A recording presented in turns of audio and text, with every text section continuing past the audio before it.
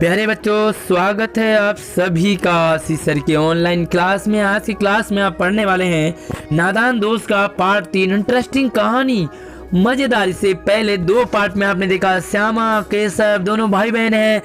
वो दोनों घोंसले को देखते अपने घर के कार्निस में और उसमें अंडे रखे हुए, अंडों के बारे में सोचते हैं, घोंसले के बारे में सोचते हैं, चिड़िया के बारे में, खाना पीना, धूप सर्दी गर्मी।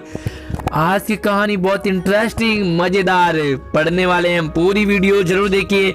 आगे बढ़ने से पहले वीडियो को लाइक कर दीजिए, वीडियो के नीचे अंगूठे वाला निशान है और बगल में सब्सक्राइब कर दीजिए, घंटी दबा दीजिए ताकि सबसे पहली क्लास की वीडियो आप तक पहुंचे। तो चलिए शुरू करते हैं। गर्मी के दिन थे और बाबूजी दफ्तर गए हुए थे। जो पापा है इनके, वो हमेशा ऑफिशियल काम करते रहते थे, मम्मी घर के कामों में बिजी रहती थी।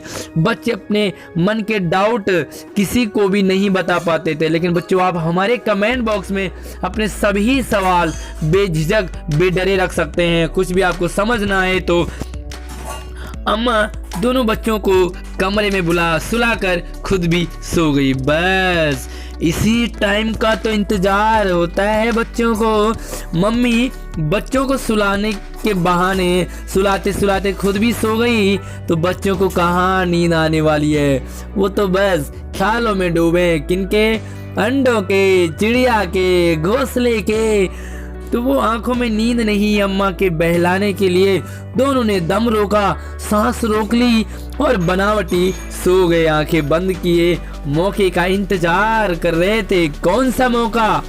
कमेंट बॉक्स में हमें जरूर बताएं कि आप किस मौके का समझ रहे हैं। बच्चे इंतजार कर रहे थे और देखिए आगे जो ही मालूम हुआ, बच्चों को पता चला कि मम्मी बस पूरी तरह सो गई है। तो दोनों चुपके चुपके चुपके चुपके कहाँ चले गए? उठे, धीरे धीरे दरवाजे की चिटकनी कुंडी खोली, लॉक खोला और सीधा घर से बाहर निकल गए। कहाँ? जहाँ पर अंडे थे, घोंसले थे, चिड़िया रहती थी। अंडों की हिफाजत की तैयारी होने लगी। हिफाजत, देखभाल करना, उनकी केयर करना, तो बस फिर से शुरू हो गया उनका अंडों की देखभाल करने का सिलसिला। क्या करने लगे? केशव कमरे से एक स्टूल ले आया क्योंकि चढ़ना है ना ऊपर। लेकिन जब उससे काम नहीं चला तो नहाने की चौकी होती है ना थोड़ी सी ऊपर, वो स्टूल ले आया और उसे नीचे रखा। स्टूल को नीचे, उसके ऊपर नहाने की चौकी। तो जैसे हम लोग रखते हैं ना, एक के ऊपर एक, हम नहीं चढ़ पाते हैं कहीं ऊपर, तो डरते डरते स्टूल पर चढ़ा। क्यों? क्योंकि नीचे चौकी है, उसके ऊपर स्टूल है, तो फिसलने का भी डर है यहाँ पर।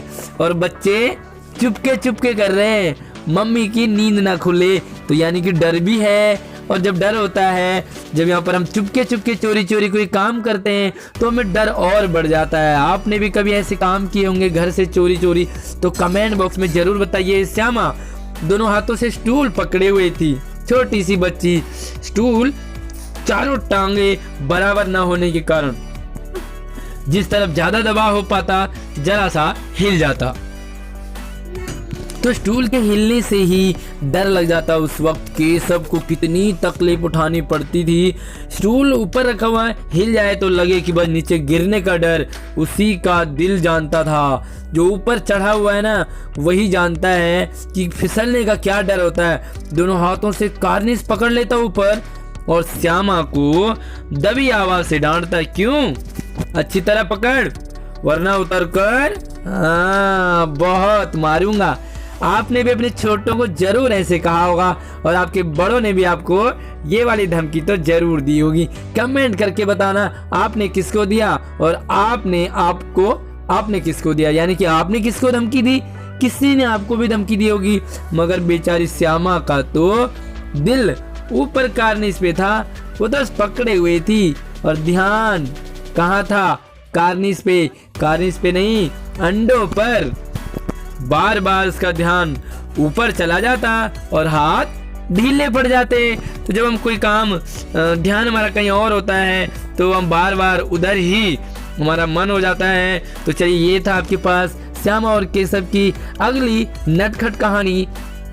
इसके आगे आप देखेंगे किस तरह से वो कंटिन्यू करते अपने इस काम को। सवाल देख लेते हैं।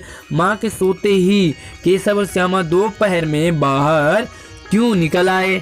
तो आपको इसका आंसर तो पता ही चल गया होगा, पढ़ लिया आपने। तो चलिए क्या लिखना है मैं आपको बता देता हूँ।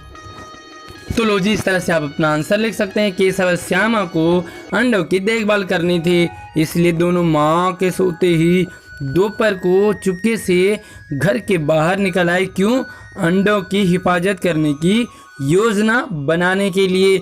उन्हें देखना है कि अंडों की देखभाल कैसे करेंगे। तो ये है आपके पास पहले सवाल का आंसर। वाह, तो दूसरा सवाल और भी मजेदार। केशव और श्यामा ने अंडों की हिफाजत की तैयारी कैसे की? तो हिफाजत कर रहे हैं लेकिन उसके लिए तैयारियां कर रहे हैं ना। तो चलिए तैयारियों को भी आपको दिखा देता हूँ।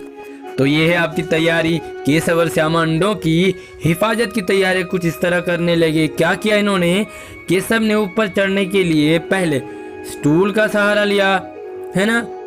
जब उससे काम नहीं चला तो नहाने की चौकी ऊपर चढ़ने के लिए लेके आया और उसमें तैयारी करने लगा।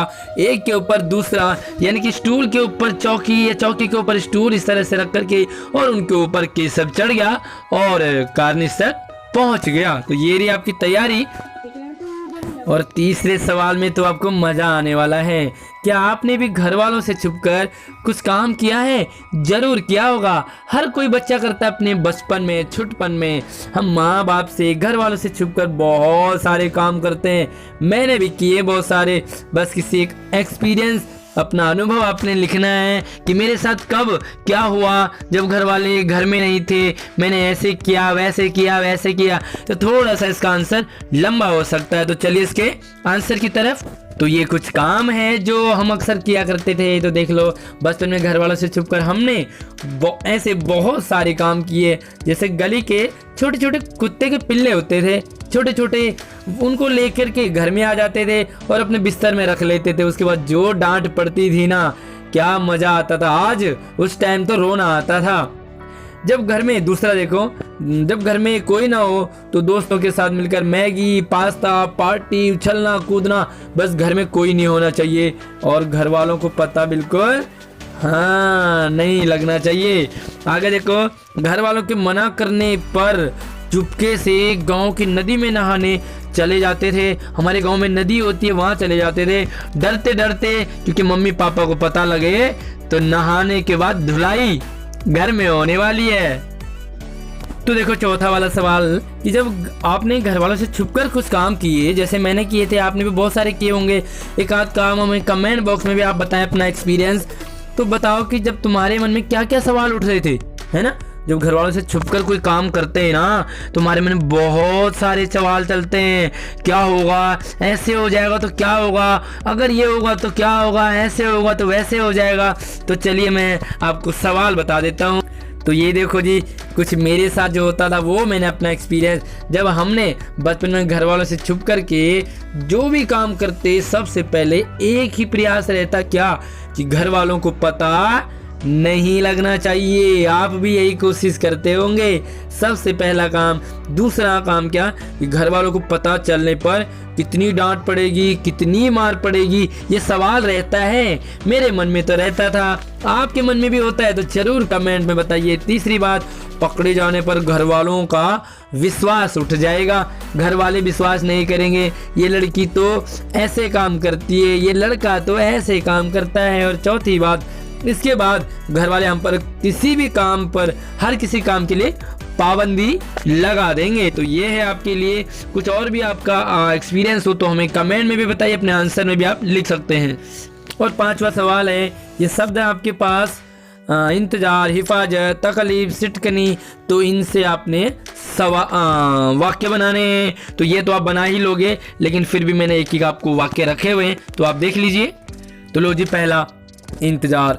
ध्यान रखना, जिसका भी आप वाक्य बनाओगे उससे आप अंडरलाइन जरूर करोगे। मैंने यहाँ पर देखो ना हाईलाइट कर रखा है ना, लेकिन आप अंडरलाइन जरूर करोगे। अंडरलाइन नहीं किया तो आपका आंसर गलत माना जाएगा। तो पहला है इंतजार। मैंने लिखा कि मैं स्कूल खुलने का इंतजार कर रहा हूँ, कर रहे हो, आप भी कर रहे होंगे। स्कूल कब खुलेंगे, कोरोना के कारण बंद है ना। देखो, हिफाजत है दूसरा।